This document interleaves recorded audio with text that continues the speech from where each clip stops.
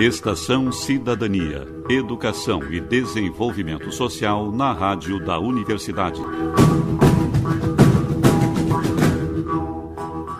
Boa tarde. Começa agora a Estação Cidadania, uma realização do DEDS, Departamento de Educação e Desenvolvimento Social, da Pró-Reitoria de Extensão da URGS, que toda quinta-feira, à 13h, está aqui, na Rádio da Universidade. No Estação dessa semana, continuaremos falando sobre o movimento Frente Gaúcha Escola Sem Mordaça, abordando a medida provisória 746 de reforma do ensino médio e o projeto de lei que institui o programa Escola Sem Partido. Fique conosco, a Estação está no ar. Continuaremos nossa conversa com as convidadas Rússia Terezinha Dutra, professora do Departamento de Ensino e Currículo da Faculdade de Educação da URGS, e a estudante Diandra Machado, que faz doutorado em Educação na URGS. Sobre a medida provisória 746 de reforma do ensino médio, quais mudanças ela propõe para o ensino médio e de que forma essas mudanças seriam boas ou ruins para a educação, na visão de vocês? Acho que essa questão, do mundo do trabalho, é algo que perpassa também toda essa medida provisória, do ensino médio. Inclusive, as justificativas que o ministro da Educação enviou para o presidente Temer é toda focada nisso, de que nós precisamos preparar os jovens para o mundo do trabalho. Então, o que a gente não pode perder de vista é que quando se fala isso, está em jogo projeto. Que projeto? Um projeto educacional, um projeto político, um projeto de nação, um projeto de formação de cidadãos e de cidadãs. Então, a gente se pergunta, que cidadãos, que cidadãs nós estamos querendo formar a partir dessa medida, disso que vai passar a ser o nosso ensino médio.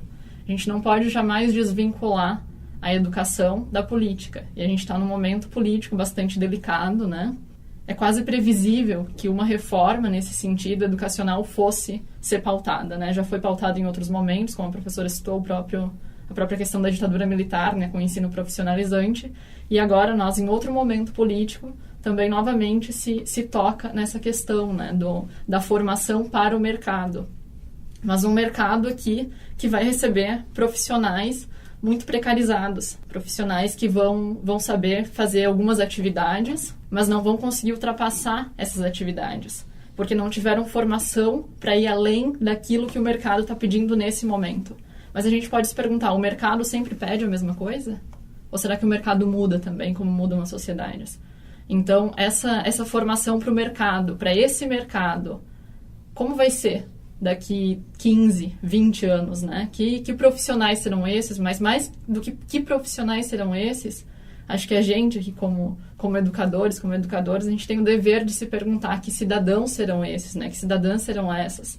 Porque não dá para descolar uma coisa de outra, Bom, claro que é importante, pensar também no mercado de trabalho, afinal de contas, nós precisamos sobreviver, E é trabalhando, é produzindo condições materiais que a gente sobrevive no mundo, que a gente pode ir além daquilo que a gente está sendo nesse momento, Sem isso não tem como, não tem opção de mudança nenhuma, seja para melhor, para pior, enfim, não tem possibilidade. Mas a gente tem que se perguntar também qual é a função da escola, Então, é para isso que a gente está querendo a escola? Pode ser que alguém responda sim, é para isso, é para formar mão de obra para o mercado. Mas essa pergunta tem que tá colocada. É para isso que a gente quer a escola? É só para isso que serve a escola? Eu, Diandra, digo que também é para isso. Mas será que é só para isso? A existência humana, ela se resume simplesmente ao mundo do trabalho? Ou será que a gente é mais do que isso? Acho que todas essas questões perpassam essa medida provisória, E só para não ser injusta também, se existe algum ponto positivo, alguma coisa nesse sentido, nessa medida, eu acho que a gente pode dizer que sim. Que um deles é ter colocado como ponto de discussão para a população de modo geral, nessa questão do ensino médio, da educação de modo geral. Para a gente que está na área, isso já é discussão há muito tempo, Não é nenhuma novidade. Tanto que existem trabalhos sendo feitos há muito tempo também nessa questão do ensino médio. Mas para a população de modo geral talvez não fosse uma questão tão dada, Então, de um modo ou de outro, as pessoas têm discutido isso, e isso é importante, isso é enriquecedor, para o debate político de modo amplo, assim. E eu acho que uma questão também que é importante é o ponto de levantar a questão do interesse dentro da escola, Dentro da formação de cada educando. O que é esse interesse, Acho que a gente se pergunta muito isso, porque conhecer, aprender, tudo isso envolve interesse. envolve afetividade, envolve querer. Então, não tem como separar. Assim como a gente não separa moralidade e cognição, a gente também não separa afetividade, porque moralidade, no fundo, é essa continuidade da afetividade, né? Então, não existe essa separação. É preciso ter interesse para aprender também. Mas, então, quando se fala em interesse, bacana, legal, as pessoas vão fazer seus percursos de acordo com seus interesses. Até aí, tudo muito bem. Mas será que esses interesses, eles vão ter condições de se realizar na prática? Porque, né, como diz aqui o próprio texto da medida, né? Então, são 5 eixos principais, né? Naquela segunda metade do ensino médio: linguagens, matemática, ciências da natureza, ciências humanas e formação técnica e profissional. Bom, mas em seguida é dito: os sistemas de ensino poderão compor os seus currículos com base em mais de uma área prevista nos incisos 1 a 5º. Bom, ou seja, em mais de uma área, mas não necessariamente, eles poderão. Então, a gente sabe que tudo isso depende de uma questão gigantesca de ter ou não como oferecer essas áreas, né? Então, pode ser que numa escola ofereçam essas 5 áreas. Fantástico. Fantástico bem entre aspas, mas fantástico, vamos dizer assim. Só que em outras não. E daí como é que se faz? Cadê o interesse? Para onde a gente joga esse interesse do aluno? O interesse dele vai ser condicionado também com essa efetividade, com as condições materiais dessa escola de ofertar algo que preencha esse interesse.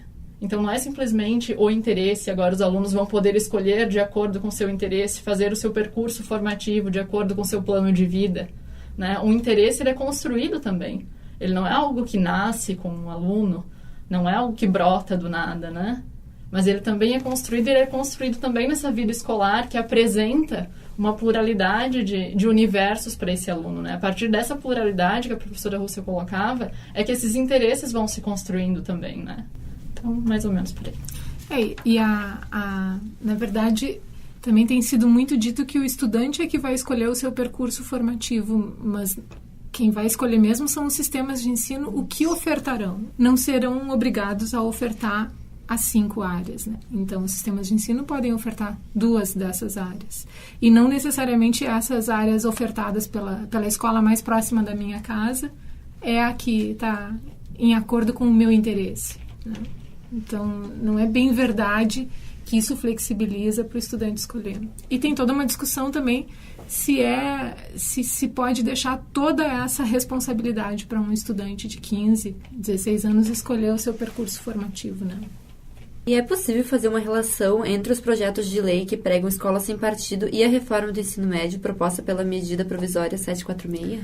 Eu entendo que quando a medida provisória ela retira a obrigatoriedade de áreas como filosofia, sociologia, artes, educação física, que são áreas de conhecimento, né, componentes curriculares, onde se discutem questões como diversidade étnico-racial, diversidade de identidade de gênero, de orientação sexual, né, são áreas que possibilitam isso. De certo modo, aqui há uma consonância com os objetivos do movimento Escola Sem Partido, que é de retirar esse tipo de discussão da escola.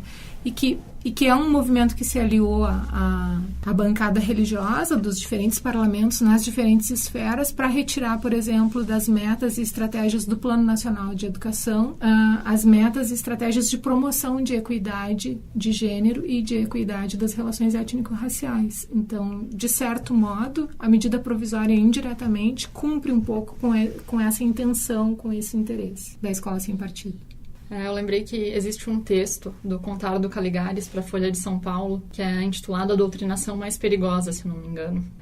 E lá ele fala um pouco, né, dessa questão de que ele conta a trajetória formativa dele e diz que ele tinha um professor de filosofia que era abertamente marxista. Ele tinha também um professor de latim, acho que é latim, mas deve ser latim grego, alguma coisa nesse sentido, que era abertamente monarquista. Ambos faziam propaganda ferrenha, tanto do marxismo quanto do monarquismo. E ele tinha também um professor de português que nunca se colocava abertamente sobre nada, né? Não manifestava publicamente as suas opiniões sobre as coisas, mas lançava uma coisinha aqui, outra coisinha lá. Isso o professor de português, né? Dentro dessa suposta neutralidade. Então o Contaro do Caligares pergunta, né? Será que porque não estava explícito na fala, nas ações desse professor de português, como estava explícito na fala do professor de filosofia e no de latim, será que esse professor de português não tinha também um posicionamento ideológico, a gente pode dizer, né? Tomando ideologia aqui no sentido de que é conjunto de ideias que nos movem nesse sentido, o que a gente não sabe se é o sentido ou não utilizado dentro do projeto Escola Sem Partido.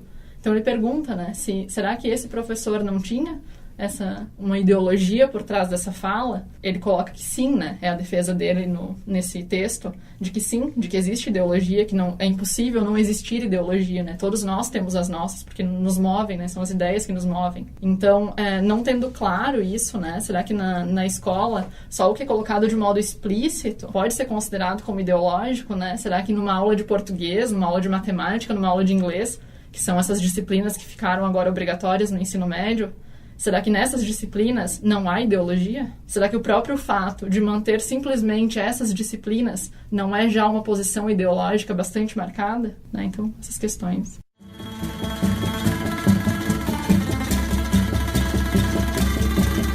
No programa de hoje, procuramos um professor para dar o seu depoimento sobre a legitimidade do movimento das ocupações das escolas e universidades. Meu nome é Suriel Ribeiro, eu sou professor e empreendedor online.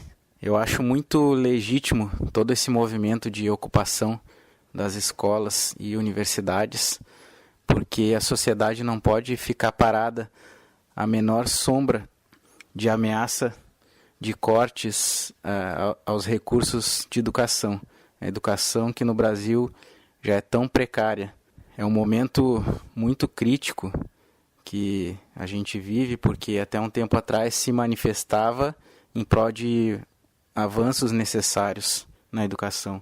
E hoje é preciso que a população se organize e se manifeste contra retrocessos. Um momento muito grave em que governo e mídia tentam ridicularizar e criminalizar esses movimentos. Eu parabenizo todos os envolvidos nessas ocupações por criarem esse espaço de resistência, de tomada de consciência e de reflexão.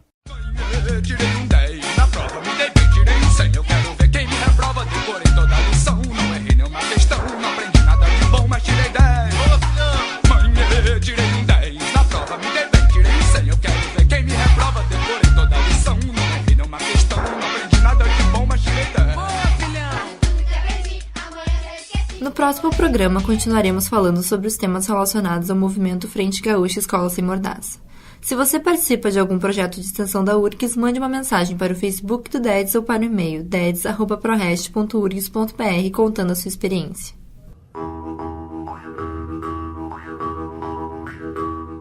Estação Cidadania é uma realização do Departamento de Educação e Desenvolvimento Social da Pró-Reitoria de Extensão da URGS.